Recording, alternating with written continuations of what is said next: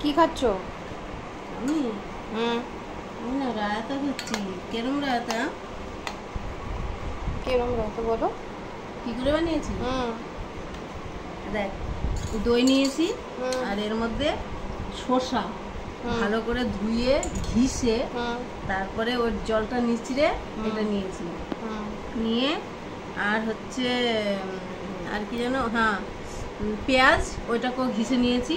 হুম। তারপরে এর মধ্যে দইয়ের মধ্যে ভালো করে মিলিয়েছি। হুম তারপরে ওর মধ্যে কালা নমক আর হুম আর হচ্ছে এমনি নমক দেয়নি, কালা নমক দিয়ে জিরার গুঁড়ো দিয়েছি আর লঙ্কার গুঁড়ো দিয়েছি। হুম আর ভালো করে এটাকে মিক্স করেছি। হুম। আর বুন্দি দিয়েছি লাস্টে। হুম। এই যে বুন্দি, এই যেগুলো হচ্ছে না বুন্দি, হুম হেভি হয়েছে এই যে।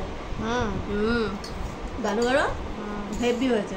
আপনারাও চাইলে এরকম করে বানিয়ে খেতে পারেন, খুব ভালো লাগে, খুব বাড়ি বাড়ি।